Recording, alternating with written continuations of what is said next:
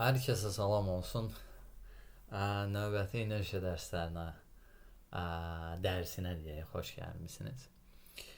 Uzun müddətdir kanala video paylaşa bilmirdim, çünki işlər, güclər, həyat özünüz bilirsiniz.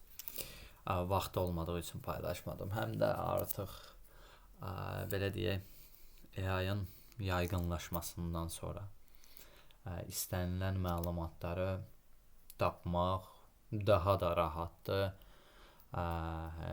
Yəni belə düşünürəm ki, AI ilə çox şey tapa bilərsən, amma ilk başlayanlar, yeni texnologiya ilə tanış olanlar üçün biraz çətin ola bilər. Çünki həm də AI ilə çalışarkən promptları da xüsusi olaraq doğru düzgün təyin edib AI-da soruşmaq lazımdır. Amma bu dərslərə davam etmək istəməyimdə məqsədim odur ki, dediyim kimi, yəni sırf AI ilə də öyrənə bilməyənlər, sırf təzə başlayanlar üçün, yəni inertiya təzə başlayanlar üçün deyim, çünki əgər bu dərsə baxırsınızsa Laravel və Vue'dan bildiyiniz olmalıdır. Və Laravel Vue inertiya konseptindən istifadə edirəm mən bu dərslərdə inertiyanı öyrənmək üçün. Yəni siz React istifadə edə bilərsiniz, Swift də istifadə edə bilərsiniz şəxsi seçiminizdə. Amma mən bu stackləri seçdim. Okay, bu inertiya, Laravel, Livewire, Tailwind, Alpine, Toolstack gedir. Səhv etmirəmsə hamısını daxil etdim ora. Toolstacklardan davam etmək istəyirəm dərslərimizə. Yəni sevdiyim stacklarda Toolstacklar, kanalda da bu videoları artırmaq istəyirəm. Okay, çox danışmayaq, davam edək. Səhv etmirəmsə redirectlərdə qalmışdıq. Bu inertiyanın 5-ci dərsi olacaq. Əgər səhv edirəmsə üzrü sayın, siz özünüz yazarsınız kommentdə neçənci dərsdir. Okay, mən belə deyək, özüm üçün boilerplate mi deyirlər ingiliscə, nə deyirlər, onu hazırlamışam. O səhifələri, inertiyanın handle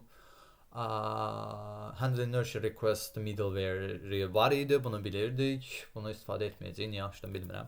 Okay, mənim bir user controller'ım var, web PHP'm var və burada simple, sadə şeyləri yerləşdirmişəm. Bu dərsin əsas mövzusu dediyim kimi redirectlərdir. Redirectlərdə bizə iki önəmli şey var. Bir to root funksiyasını öyrənəcəyik, bir də inertia location'ı öyrənəcəyik. Burada bəzi vacib məqamlar var. O vacib məqamlardan biri nədir? 303 response kodu qaytarmasıdır. Əgər siz bir redirect edirsinizsə, put patch və delete request edirsinizsə, 303 response kodunu qaytarmalısınız. Yəni qaytarmalısınız dediyimdə inertiyanın, yəni belə deyək, official adapterlərində, official server side adapterlərində bu 303-ü qaytarır. Sizin qaytarmağınıza ehtiyac yoxdur. Əgər hər hansı bir üçüncü tərəf bir adapter istifadə edirsinizsə, təbii ki, redirect etdiyinizdə bu 303 response kodunu qaytarmalısınız. 303 302 ilə eynidir. Bir dəyişikliyi var ki, yəni növbəti request belə deyək, sorğunu burada 303-də dəyişib get requesti kimi biz redirect edirik, yönləndiririk. Və to-root bizim to-root funksiyamız var. To-root funksiyasında da hansı roota yönləndirmək istəyirik, onu istifadə edirik. Gəlin bir mən xüsusiyyəti göstərəcəm. Ondan əvvəl telefonuma bir səssiz rejimə salım. Okay, mən əsasən put request üzərindən gedəcəm. Dediyim kimi özüm üçün bir burada index view var, hansı ki user'ları burada nə edəcəm, sıralayacağam. Burada bir linking error var. Okay, index view'm var və bir də burada create view'm var. Hansı ki user'ları list edəcəm indeksə, create'də də bir user yaradacağam, belə deyək. Mən bunu cache yazıram.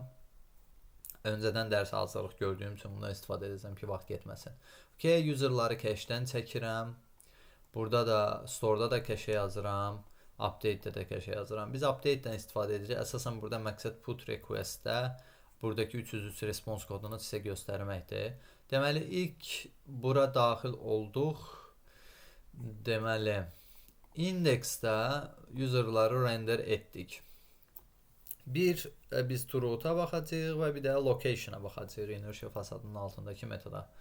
Deməli, məqsəd nədir? Gəlin bir bunun görüntüsünü sizə göstərim. Belə bir görüntümüz var bizim.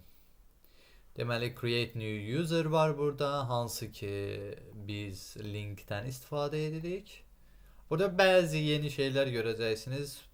Yəni bunlara fikir verməyin. Növbəti dərsdə bunları öyrənəcəyik. Məsələn, create-də use forumdan istifadə etmişik. Bunu hələ öyrənməmişik biz. Növbəti dərslərimizdə görəcəyik. Deməli, userları sıraladım.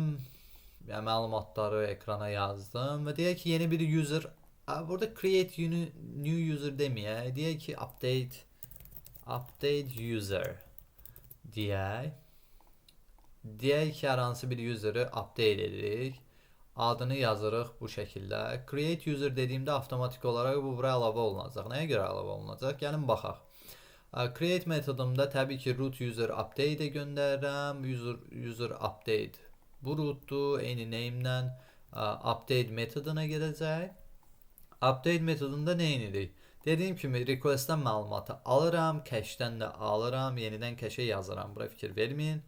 Əsas burada to rootdur. To rootda deməli nə edirəm? Hansı roota gedəcəyimi yazıram. Mənim gedəcəyim root index rootudur. Mən bura bildirmişəm. Siz burada hər hansı bir rootu name-ini yaza bilərsiniz. Çünki burada bizim root name-imiz indexdir. Deyək ki, postlarınız var, oraya gedə bilərsiniz, yönləndirə bilərsiniz. Və success mesajı göndərə bilərsiniz. Bunun görünməsi üçün də burada success mesajı göndərdi. Əslində bu dərsin mövzusu deyil də. Sadəcə göstərmək üçün handle inertia-da bir flash-ı da mən share eləmişəm bütün proyekt üzrə. Və ona görə də bu success-i buradan göndərirəm. Bu index view-da da bu success-i nə edirəm? Page props-dan, flash-dan götürürəm. Okay. To root elədim, user index-ə getdim və success-i yazdırdım. Burada yəni önəmli bir şey yoxdur. Burada göstərməli olduğum bir şey put request olduğu üçün bizə network'də verəcəyi bu status kodu maraqlıdır. Gördüyünüz kimi 303. Mən update user deyib başqa bir user bura yazdığımda gördüyünüz kimi user səhifəsinə yönəldim. Get request, amma birinci user'a put request'i göndərdim mən. Put request'i, amma server tərəfdən 303 aldım və 303 də bu deməkdir ki, bu request yönləndirildi. Yönləndirildi hansına? Users metoduna. Users rootuna. Və burada gördüyünüz kimi 303 bizim request network request tipimiz var. Əla, bunu elədiyimizdən sonra indi əsas məsələ bir də external, yəni çölə belə deyək də, çölə bir yönləndirmə ediriksə, deməli user əlavə olanda istəyirəmsə Google-a getsin. Bunun üçün də inertia fasadının location metodundan istifadə edirəm. Bu location metodu JS-dəki, yəni window.location-la eynidir. Yəni bunu mən back server side-dən göndərdiyimdə bu client side-da belə bir şey təyin edir. Client side-da belə bir şeydir. Və bunu da yəqin ki JavaScript bilənləriniz bilir ki, bu deməkdir ki, bu location-a get. Avtomatik olaraq səhifə location-a gedəcək. Yəni google.com-a gedəcək. Onu bir buradan bağladıq. Yaddaşa verdim. Gəlirəm create view-mdə hər şeyi təyin etmişəm. Burada sadəcə update user. Create user dediyimdə avtomatik olaraq google.com-a getdim. Əziz dostlar, bu dərsdə başqa danışacağım bir şey yoxdur. Çünki Docker-da baxa bilərsiniz. Docker-da eyni bu şəkildə yazılıb. Növbəti dərsimiz olacaq routing. Routing-i öyrənəcəyik Inertia.js-də. Əgər dərslər xoşunuza gəlirsə, davam etməyimi istəyirsinizsə, komment bildirməyi unutmayın. Komment bildirin. Hər hansı bir sualınız olsa orada mənə yazın. Və yaxud dərs strukturu barədə nəsə çətinlik çəkirsinizsə, nəyisə dəyişmək lazımdırsa mənə bildirə bilərsiniz. İzlədiyiniz üçün təşəkkürlər, sağ olun.